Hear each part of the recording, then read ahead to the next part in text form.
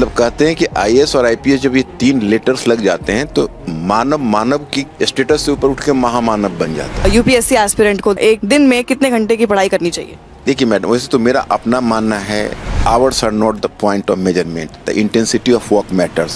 Students को ये ध्यान करना है कि जीवन में कुछ भी अचीव करने के लिए you are just going to crack the top most exam of India. अच्छे अभी भी इंस्टीट्यूट्स हैं, अच्छे टीचर्स हैं जो क्लासिकल मेथड से पढ़ाते रहे हैं, वो कभी इस चीज़ को पसंद नहीं करते। तो मैंने आपको पहले ही कहा कि हर प्रोफेशन में ऐसे ब्लैक शिप होते हैं, हम उनको एलिमिनेट नहीं कर सकते हैं।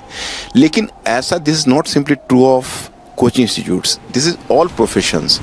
अगर ये कोचिंग इंस्टीट्यूट का एक मोरल रिस्पॉन्सिबिलिटी बनती है कि बच्चों को पैसे ले तो स्टैंडर्ड पढ़ाई कराए, जो ऐसा नहीं करते हैं बहुत गलत करते हैं। देखिए मैं 2 बातें कहूँगा और ये 2 बातें जो बच्चे सुन रहे होंगे शायद मेरे इस तकिया कलम को समझ रहे होंगे। एक मेरा नारा होता है be a thinking creature, and second पढ़िए और पढ़ने के साथ बौद्धिक जुगाली करिए, इंटेलेक्चुअल फर्मेंटेशन, आपको रिजल्ट जरूर मिलेगा। भारत में कई बार बच्चे जो हैं वो यूपीएससी की तरफ बढ़ते हैं, लेकिन उन्हें पता नहीं होता कि क्या करना है, कैसे पढ़ाई करनी है, कैसे वो जो एग्जाम है उसको क्रॉस करना है। और ऐसे में कोचिंग सेंटर्स का एक अहम रोल बन जाता है। अब इसी पर बात करने के लिए मेरे साथ मौजूद हैं Manikant Singh, founder and director of study IAS. Sir, आपका इंडिया टीवी पर बहुत बहुत स्वागत है। Thank you very much.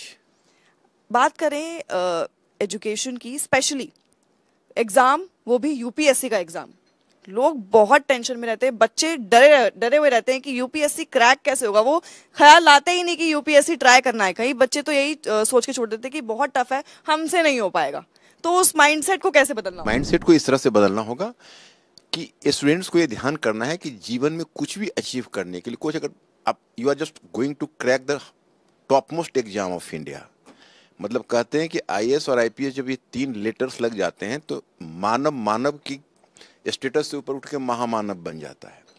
तो महामानव बनने के लिए इतना सैक्रिफाइस मांगता है कि आपको बहुत टफ एक तरह से लाइफ थोड़ा सा जीना पड़ेगा कुछ टाइम के लिए, 2 to 3 इयर्स के लिए, और बाकी समय में एक नॉर्मल और सिस्टमेटिक पढ़ाई करनी पड़ेगी।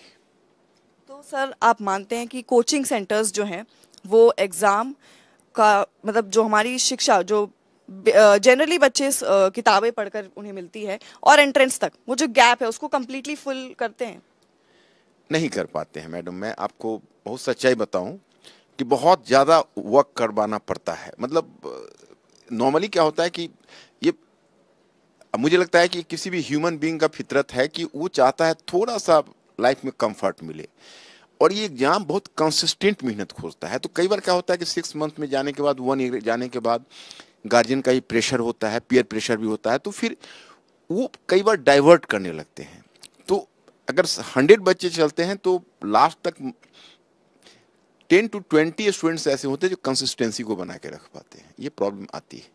लेकिन यूपीएससी की जो भी तैयारी करता है उसको कहा जाता है कि एकदम फोकस्ड रहो, बाहर मत जाओ, 4 दीवारी के अंदर बैठे रहो और 24 नहीं 36 घंटे पढ़ाई करो। गार्जियन और टीचर का काम होता है कहना, बच्चे अपना काम करते रहते हैं। वो टू एक सर्टेन एक्सटेंट तक मानते हैं, उसके बाद कई बच्चे इम्पेशेंट होने लगते हैं, क्योंकि एक क्विक रिजल्ट पाने की जो एम्बिशन होता है, और दूसरी बात है गार्जियन का भी प्रेशर होता है। क्योंकि आप जानती हैं कि बहुत सारे गांव गवई से बच्चे आते हैं, तो उनकी जो गार्जियन है उसके यूपीएससी के कॉम्प्लिकेशंस को नहीं जानते। वो सिर्फ जानते हैं कि तुमने एग्जाम दिया तो क्वालिफाई क्यों नहीं किया। तो वो प्रेशर भी बच्चों को झेलना पड़ता है। तो इस कारण से कई बच्चे बीच में इसलिए टूट जाते हैं क्योंकि गार्जियन का भी प्रेशर उन पर होता है। तो इसमें दोनों चीज चाहिए, फैमिली का सपोर्ट चाहिए, उनके स्वयं का पेशेंस चाहिए, और सबसे पहले एग्जाम जब आप डिसाइड कर रहे हो कि हमें एग्जाम देना है तो आपको पहले एग्जाम के सारे कॉम्प्लिकेशंस को समझकर और कितना टफ तैयारी है इसके बारे में प्रायर नॉलेज आपको चाहिए। तो आपको क्या लगता है कि कितने घंटे एक यूपीएससी एस्पिरेंट को देने चाहिए? एक दिन में कितने घंटे की पढ़ाई करनी चाहिए? देखिए मैडम, वैसे तो मेरा अपना मानना है कि hours are not the point of measurement, the intensity of work matters. लेकिन मुझे लगता है कि अगर आप इंटेंसिटी के साथ पढ़ रहे हैं तो 8 to 10 आवर्स की पढ़ाई बहुत होती है। ठीक है। अब कोचिंग सेंटर्स को लेकर और भी सवाल आते हैं मन में। पिछले साल कोचिंग सेंटर्स पर बहुत बवाल हुआ, कई सारी बातें न्यूज़ में आई, हेडलाइंस बनी। अब लोगों के मन में, बच्चों के तो मन में है ही, लेकिन पेरेंट्स के मन में सवाल आने लगा है कि क्या कोचिंग सेंटर्स जो अब एजुकेशन से बढ़कर बिजनेस की तरफ चले गए हैं? देखिए मैडम, कोचिंग इंस्टीट्यूट्स एजुकेशन का बिजनेस है, लेकिन है तो बिजनेस। तो आर्टिकल 19G में even the coaching institutes are having the right to practise their profession. वो अपने प्रोफेशन को करते हैं, लेकिन इसमें जो इंस्टीट्यूट्स या जो टीचर्स अच्छे होते हैं, ये वैल्यू बेस्ड बिजनेस है, तो वो अर्निंग के साथ साथ अपनी इंटीग्रिटी को मेंटेन रखते हैं। तो बिजनेस तो है, और कई सारे इंस्टीट्यूट्स ने बना भी लिया है, और आप जानती हैं कि ब्लैक शिप तो हर प्रोफेशन में होते हैं। आप कोई भी ऐसा सेक्टर बताएं, आप एजुकेशन के अलावा आप एजुकेशन के अदर सेक्टर्स बताएं, कोचिंग इंस्टीट्यूट्स के अलावा आप हेल्थ सेक्टर बताएं, आप हॉस्पिटल बताएं, हर जगह बिजनेस है। लेकिन सर, एजुकेशन ऐसा मामला है जहाँ पे सिर्फ बच्चों का ही नहीं, लेकिन पूरे देश के फ्यूचर से बात जुड़ी हुई है। तो इसमें जब पेरेंट्स लाखों रुपए लगाते हैं कोचिंग सेंटर्स पर और इवेंचुअली उन्हें फील होता है कि उस लेवल की पढ़ाई नहीं मिल रही है, तो डिससेटिस्फैक्शन तो होता ही है। ये तो है। अगर ये कोचिंग इंस्टीट्यूट का एक मोरल रिस्पॉन्सिबिलिटी बनती है कि बच्चों को पैसे ले तो स्टैंडर्ड पढ़ाई कराए। जो ऐसा नहीं करते हैं बहुत गलत करते हैं। तो मैंने आपको पहले ही कहा कि हर प्रोफेशन में ऐसे ब्लैक शिप होते हैं, हम उनको एलिमिनेट नहीं कर सकते हैं। लेकिन ऐसा this is not simply true of coaching institutes, this is all professions. मैंने आपको मेडिकल का एग्जाम्पल इसलिए दिया कि जिस तरह से फ्यूचर की तरह से, उसी तरह से हेल्थ सेक्टर बहुत इंपॉर्टेंट सेक्टर है, सीधा लाइफ से जुड़ा हुआ है। और वहाँ अगर इस तरह की बात होती है तो वो भी, वहाँ भी जीरो टॉलरेंस होना चाहिए। लेकिन हर जगह ऐसा होता है, होना नहीं चाहिए। अच्छे अभी भी इंस्टीट्यूट्स हैं, अच्छे टीचर्स हैं जो क्लासिकल मेथड से पढ़ाते रहे हैं, वो कभी इस चीज़ को पसंद नहीं करते। तो मतलब जो कोचिंग सेंटर्स की जो हाई एग्जॉर्बिटेंट फीस है वो वर्थ है? अब देखिए, इंस्टीट्यूट टू इंस्टीट्यूट वेरी करता है। अगर आप 10 इंस्टीट्यूट के कोटेशंस को लेंगी तो आप पाएंगी किसी इंस्टीट्यूट की फ़ी बहुत ज़्यादा है, किसी का मॉडरेट है, किसी का बिलो मॉडरेट है। एक सच्चाई है, क्योंकि जैसे जैसे कोचिंग इंस्टीट्यूट्स बढ़ते गए वैसे वैसे कंपटीशन बढ़ता गया, इंफ्रास्ट्रक्चर कॉस्ट भी बहुत ज़्यादा हो गया।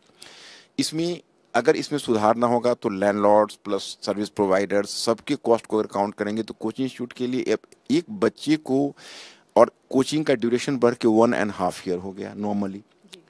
तो अब उतने दिनों तक एक बच्चे को सस्टेन करने के लिए कोई भी कोचिंग इंस्टीट्यूट अगर 1 लाख से कम फी रखता है तो खुद ही सस्टेन नहीं कर पाएगा। 1 लाख भी बहुत ज्यादा है सर कई बच्चों के लिए। लेकिन आप समझ सकती हैं कि 13 सब्जेक्ट्स हैं, 13 टीचर्स हैं, और 1.5 साल 1.5 ईयर, इलेक्ट्रिसिटी, AC, सेफ्टी, सारे नॉर्म्स उसमें होते हैं।